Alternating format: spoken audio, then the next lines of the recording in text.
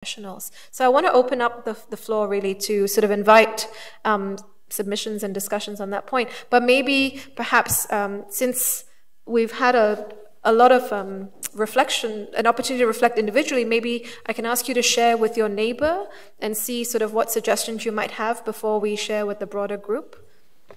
So maybe you get into a small group of 2 or 3 people and just reflect on some of these questions on what's the way forward, what can we do?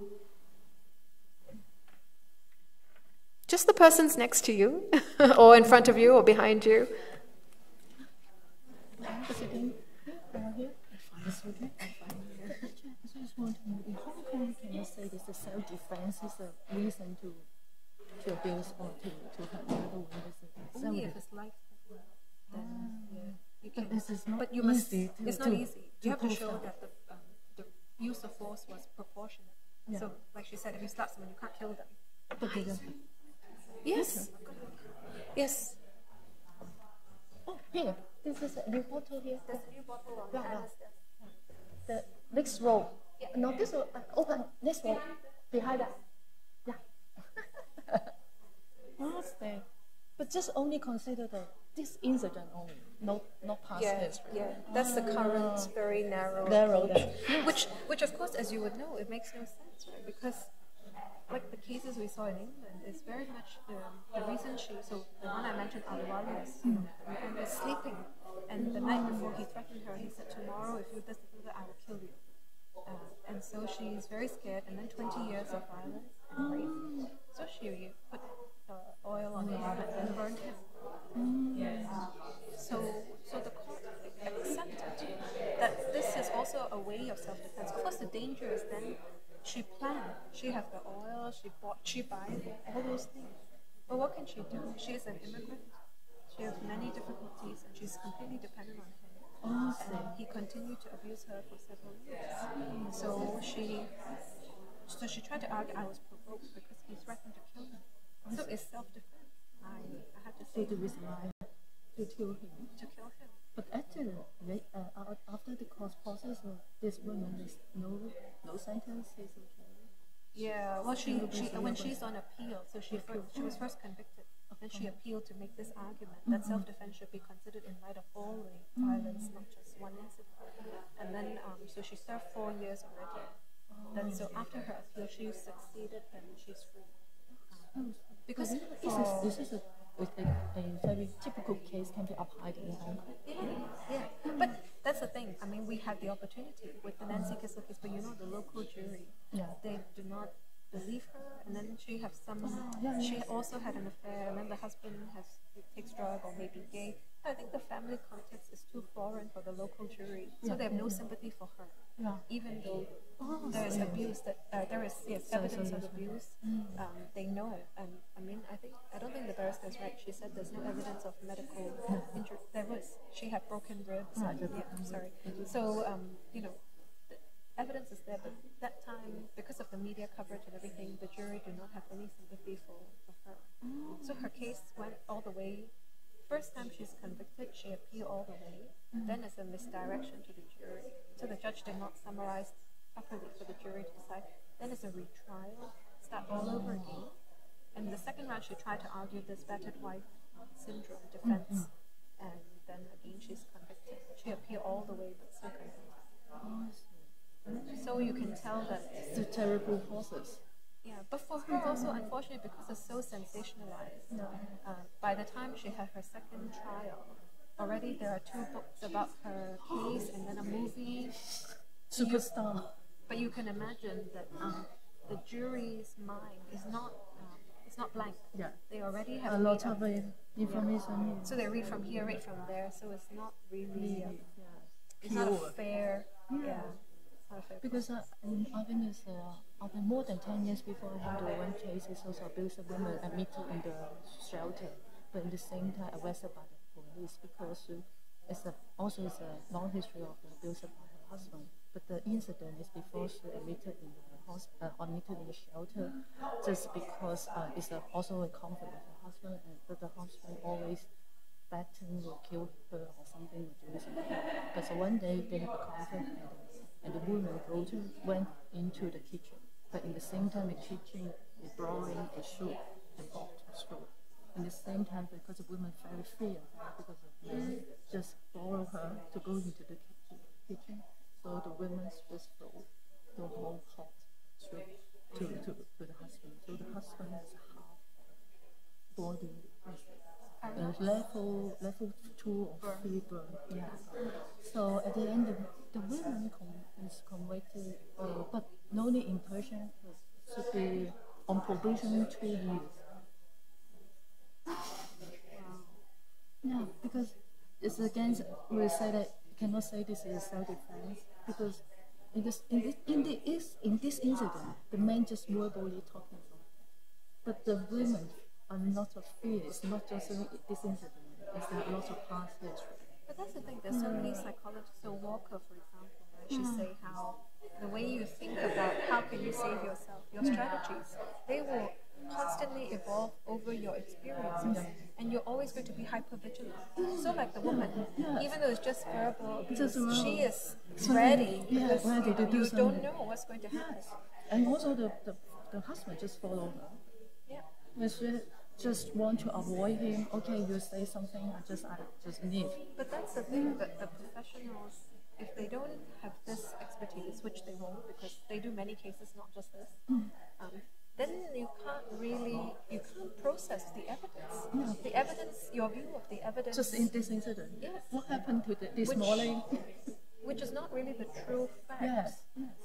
You see, so it's really important first is to get judges and lawyers to acknowledge that they don't have the full picture. Yeah. But you can see there's a lot of, it's a well-known path. Exactly. Because I don't know why there's so much hesitation. Because it's the fear, I think, of what I said earlier, that, if you take culture into the argument, then law is not law, it is culture. But that's not the point. The point is you have to make the right decision, which is just. Yes. You can only do that with all information. And that's all we're saying. That this is part of the whole picture. Some cultural factors, some past history. You need the whole thing. Not just only this incident. Actually, I'm doing now to have making a study with a scholar in the U.S. She's a criminologist. Just interviewed for a number of women who offend in the prison. They were also the guilty is abused their husband or hurt their husband or something. But also she tries to advocate. Of a victim, one of the major drawbacks how the victim cannot get the justice is their protection and the question of livelihood. That is the major factor. For this, we can make a certain type of protection house and the opportunity, if she is unemployed or if she do not have any kind of employment opportunity, then the state can run certain type of establishment, including the cottage industry types or something else, or it can ensure certain type of job according to the skill that the victim do have. And if she is too much psychologically traumatized,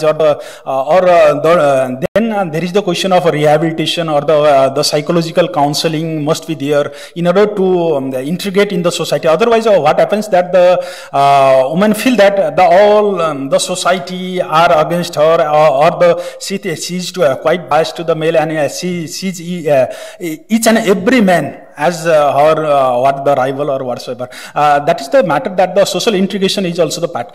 The third is the intervention for the perpetrator is two different aspects we should go through. The one is the matter of deterrent, means what is the possibility. Or for that we should go through either the psychological counseling to multiple aspects that may be, and at the same time we should ensure the criminal justice or the fair trial matter is also there. And the perpetrator, there may be the multiple instances that the perpetrator who may be habitual, as well as sometimes it is accidental. There may be two different. The habitual perpetrator, or if there is the repetition of the crime, then I think that the justice system should be quite rigorous to the particular individual. And if it is for the first time, then I think that the legal system may introduce certain type of penal provision, which may either by the social work or either being in the certain reformation center, that may be the opportunity. I think that's all. Thank you. I'll just clarify a couple of things just so that we can move our discussion forward on the same page. The Equal Opportunities Commission in Hong Kong only has a mandate to help complainants reconcile with respondents on issues relating to discrimination legislation in Hong Kong. So they don't have a mandate to deal with domestic violence cases at the moment. And I don't envisage that we can lobby for the change, that the legislative change, we can enact new legislation, and we can also create a certain type of mechanism. We can directly address the issues that is directly related with the social problem or domestic violence like that. The sexual harassment and multiple things is there. The sexual harassment is also the question of domestic violence and sexual harassment. I think in certain extent that do have the certain type of psychological factor. That whether the woman thinks that it is if certain praise is pride, then she thinks I am good looking. And at the same time, the same statement she thinks that I am harassed. The domestic violence is also amount to the same nature. If the particular inmate partner thinks that the certain type of abusive, permissible, then that's okay. And that is the question. I'll just stop you there because I want to hear what other people have to say as well. But also just to reflect. So when the domestic violence ordinance in Hong Kong was undergoing an amendment process, there was a proposal that we should have a specialized domestic violence court. But at that time, that proposal did not pass through the Legislative Council. So I'll just say that for now. On the other issues, there are immigration constraints relating to work provision for people with a less permanent status here in Hong Kong. So particularly migrant workers who are not on their domestic worker contract or refugees, they are not allowed the right to work. Of course, it's been lobbied, it's even gone to the highest court in Hong Kong, and they are not yet able to avail of the right to work. I think that I want to compliment, not different opinion, but we should use, or you should pressurize, we should pressurize the Hong Kong government that the freedom of movement as ensured by the ICCPR, or why it has not been observing the obligation. So I think we're on the same page. There's been extensive international lobbying on all of these counts, and these proposals have been made, and the matters have been going through court. And I mean, I'm only saying that to identify sort of areas where there is campaigning, there is lobbying, but we still seem to be in the same place. That's the only reason I'm mentioning where we're at in Hong Kong. Okay, so that's one sort of perspective of sort of how to lobby, or what areas we can lobby for in terms of change and set up a different system or framework through which to deal with domestic and sexual violence issues. Any other groups want to share their reflections? Yes. Yeah, we have a good discussion. But basically, I will say my impression that counseling service itself is very female. So we don't really develop male style behavioral change therapy or whatsoever to help them change their behavior.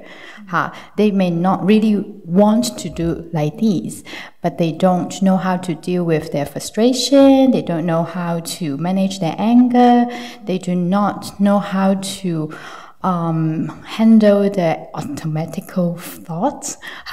So, and this make them easy to be using drugs, alcohol to deal with it, and then come with violence.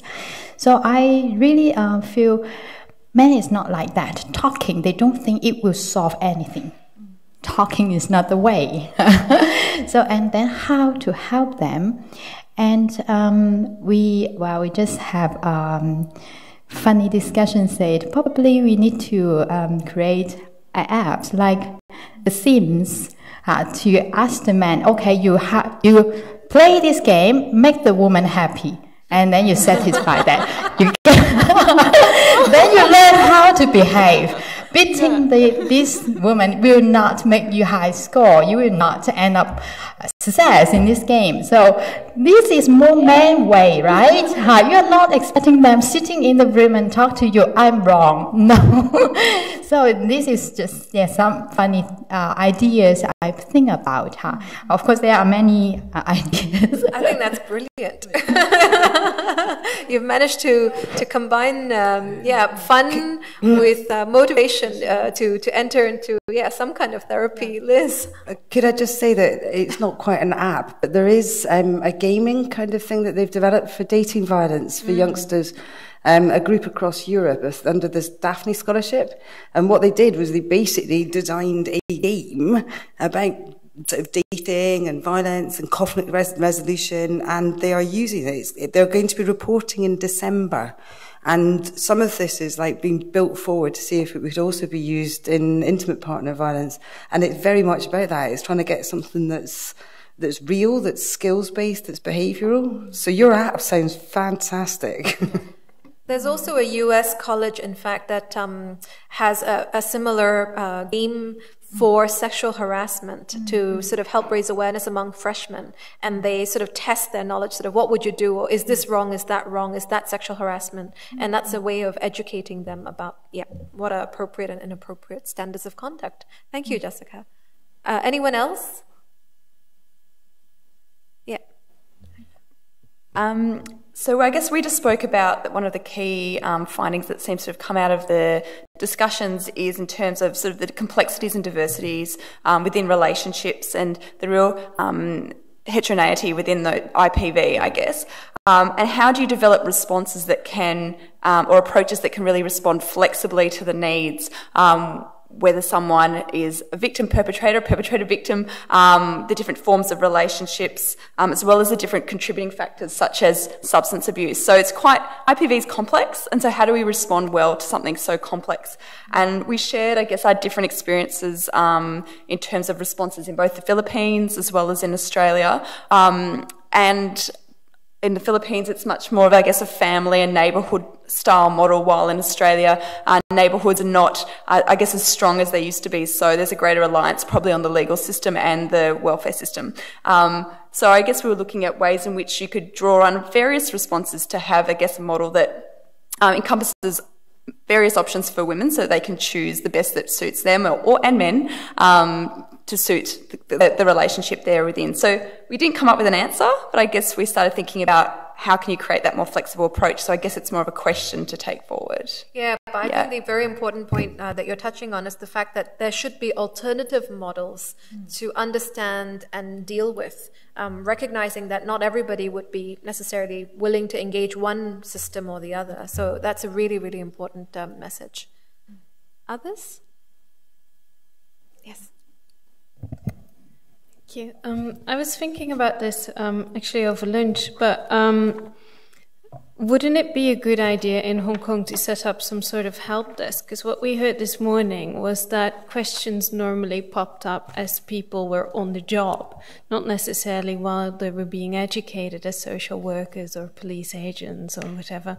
So I was thinking it might be an idea to set up a help desk with professional expertise, or even just a forum that's a closed forum so that potentially confidential information can be shared to a certain extent, so that people can get information that they might need while they're in the situation that they have questions on. And might have some experience with a help sheet that she distributed, at least to get the project rolling in the hospital, right? Yes, I think this is a very good idea if you can set up a forum and then group the different disciplines together to share some expertise how to handle the cases. But there's one way that also need to consider some special duty or role or characteristic of different professions. For example, just like the doctor and the nurse in the A&E department, they're very busy. They're not easy to explain very details about different services. So we will always design a different kind of very simple service card or service sheet to the doctor and the nurse, if they receive this kind of cases, they just give this information sheet to the patient, and also encourage the patient to make a phone call to some of the service unit. And also, I think, and also the similar like to some lawyers, the same that, because I also have some lawyer friends. They also if we receive this case, they don't know what is the service can provide for their client. So this will WhatsApp to me what kind of service I can provide that. So I will also encourage them to try to. I think this is good that if we can also distribute and design some specific information sheet or card or something. That's for different related professions, especially maybe a lawyer, maybe a doctor, maybe a private doctor. Actually, some cases not go to A&E department, they could go to their family medicine's doctor. So they're just very handy information can just provide them that. Okay, sorry. Just very handy information provided to their patient or client. I think it's very easy just for them to reach out to some related service. Okay. Yes. Sorry to jump in again.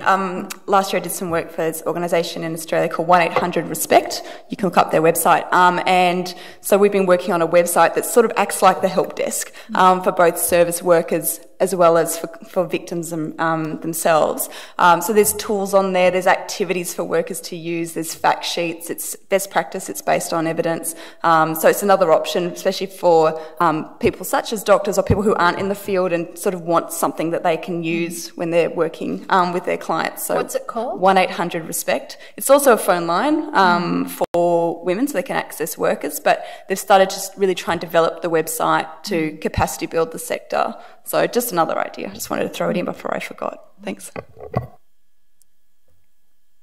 Other sparks, ideas?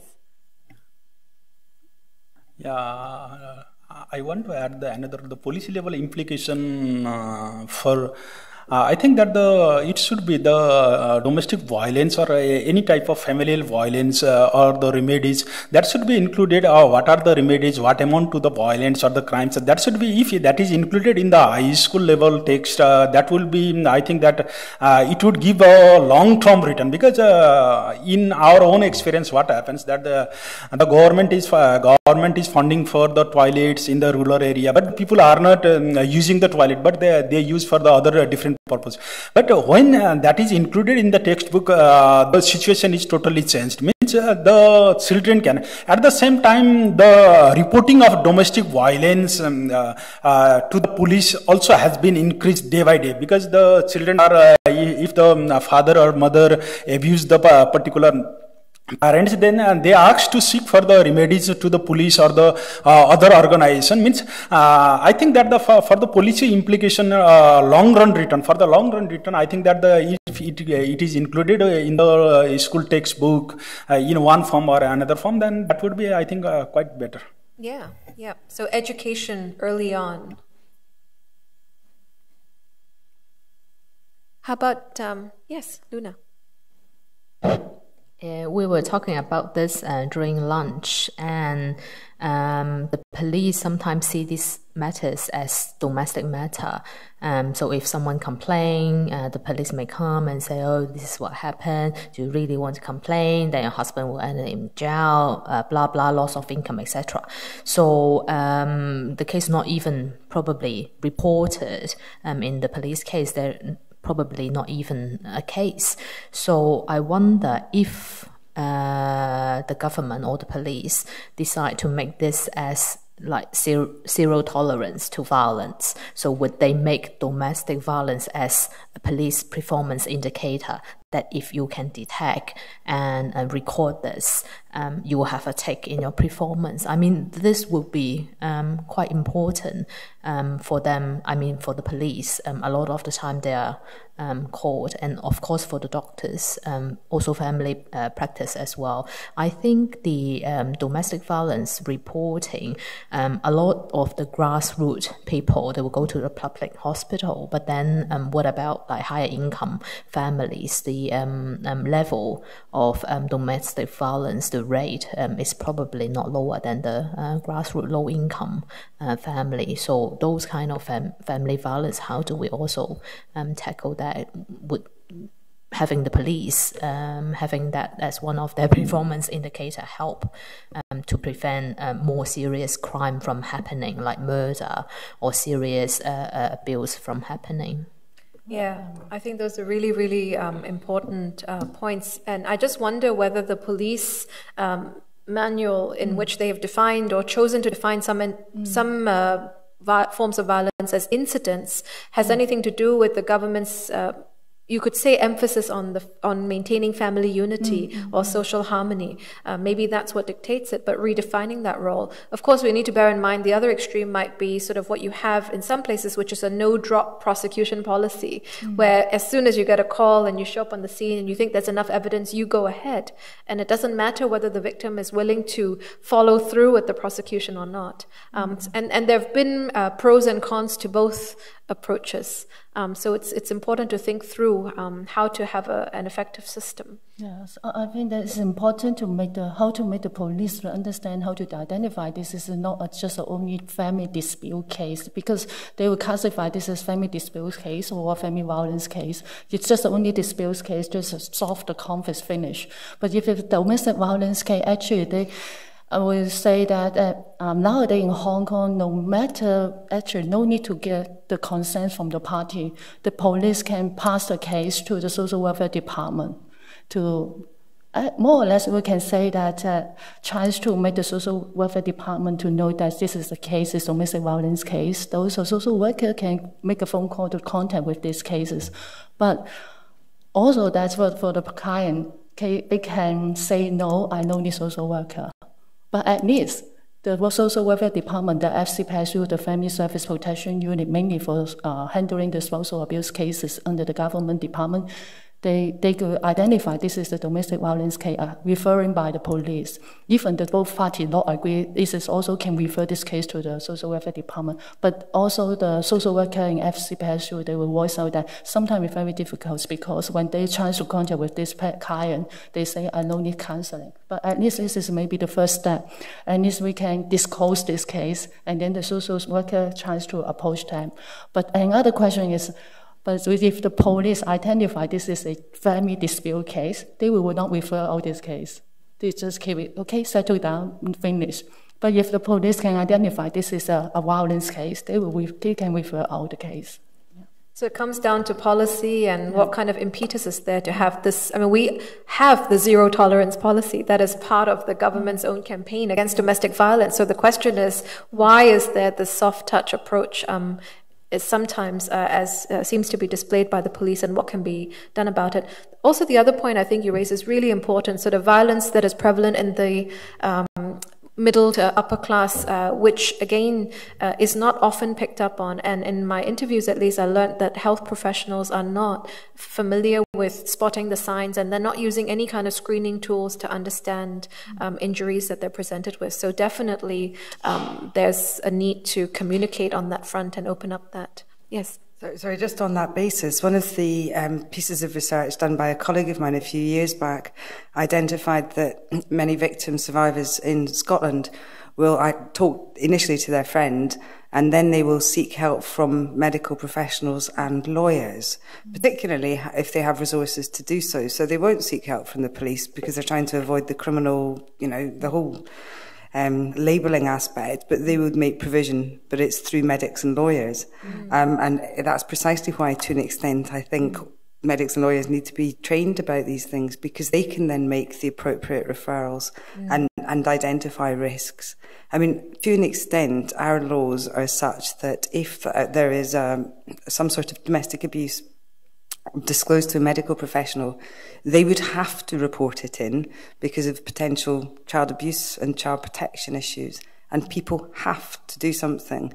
So we have a system which is called Getting It Right for Every Child, under the GERFEC legislation in Scotland, there is absolutely no possibility of not reporting, which to an extent has meant people are aware of that, and actually some of the reporting into services has dropped off, because as soon as somebody discloses anything to education, health, housing, whoever it is, they have a duty that is incontrovertible. It's a duty you have to take that further. So there's some real positives, but maybe some limitations as well. But it's a really important legislation. And in terms of your sort of police type work, I mean, we've also suffered from the sort of doing nothing is not an option was a phrase, and a zero tolerance, and mandatory arrest. So not in Scotland, but in Merseyside in England, they had a mandatory arrest policy. So any allegation of domestic abuse will be followed by an arrest. That's irrespective of evidence. And what actually happened is they ended up with a number of dual arrests, so that they would turn up at a house, there had been a disturbance, there was a distressed woman who was quite difficult, making no sense, and maybe some evidence of bruising and something. So they would be thinking of arresting the male partner, and then because he would say, but she hit me first, so he makes a verbal accusation, they arrest the female partner, at which point they then need to call social services to look after the children. And actually, to an extent, it was making it much, much more difficult, because what would have potentially been one arrest and then time maybe to review things when somebody is on bail, or it just ended up, you know, it created a resource issue. That doesn't mean that doing nothing is a good idea. Yeah, so we considered the mandatory arrest policy when we did the law review as well, and that was exactly, yeah. So there are arguments presented and then the counter arguments, and the question is, so where does the practice converge exactly? Where's the balance? Because you can't ignore risk, but are we even maintaining records? So I think, Luna, your point really goes to risk assessment and at least having the relevant information on record somewhere. Otherwise, you know, clients would not be able to take their claims further later on down the line if they have been subject to persistent abuse. We have just about a minute or minute and a half before I'd like to wrap up. Are there any other groups that want to share? Okay, well, it remains for me then to thank all of you for your contribution, and I hope that you found this day to be instructive and enlightening, as it was definitely for me to have the opportunity to engage with others working in the area. So thank you all very, very much, and thanks also to our overseas guests, Liz and Polly. Yep.